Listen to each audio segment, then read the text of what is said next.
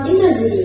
Saya dari Fakultas Ekonomi dan Bisnis, Prodi Manajemen semester 5. Nah, di sini saya akan menjelaskan tentang teori keadilan.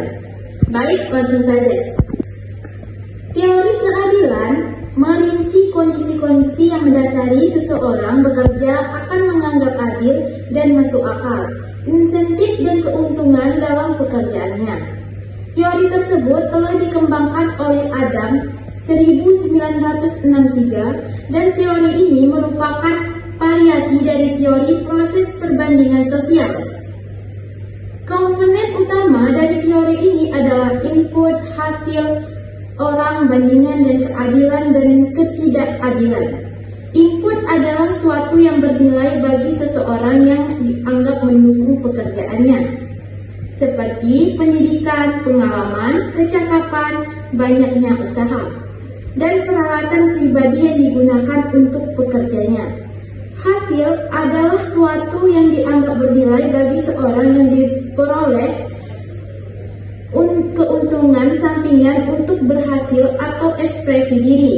Menurut teori ini, seseorang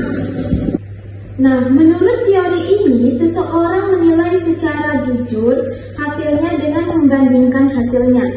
Rasio inputnya dengan hasil. Rasio input dari seseorang, orang bandingan, orang membandingkan mungkin saja dari orang dalam organisasi. Teori ini tidak merinci bagaimana seseorang memilih orang bandingan atau berapa banyak orang bandingan yang akan digunakan. Baik, kita masuk yang kedua, yaitu teori pertentangan. Nah, teori pertentangan ini adalah timbal balik dari teori keadilan. Teori ini menyatakan bahwa kepuasan atau ketidakpuasan terhadap beberapa aspek dari pekerjaan mencerminkan penimbangan dua nilai. Satu, pertentangan antara apa yang diinginkan seseorang individu atau orang yang diterima.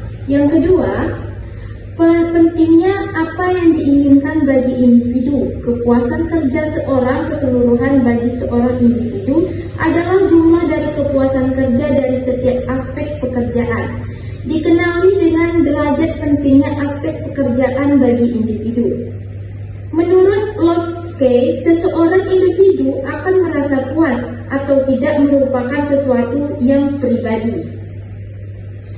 Tergantung bagaimana ia mempersiapkan adanya kesesuaian atau pertentangan antara keinginan-keinginan dan hasil keluar. Tambahan waktu libur akan menunjang kepuasan kerja yang dinikmati waktu luang setelah bekerja, tetapi tidak akan menunjang kepuasan kerja seseorang tenaga kerja lain yang merasa waktu luangnya tidak dapat dinikmati. Kepuasan atau ketidakkepuasan dengan sejumlah aspek kerjaan tergantung pada selisih antara apa yang telah dianggap telah didapat dengan apa yang diinginkan.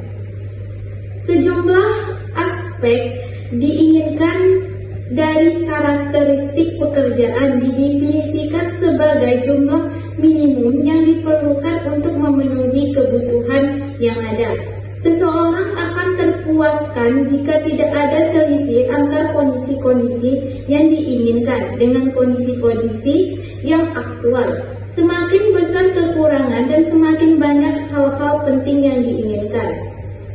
Semakin besar ketidakpuasannya jika terdapat lebih banyak jumlah faktor pekerjaan yang dapat diterima. Baiklah, itu dia penjelasan singkat dari saya. Jika kalian mau ada yang ditambahkan, silahkan di komen di bawah. Jangan lupa like, comment, and subscribe. Dadah guys!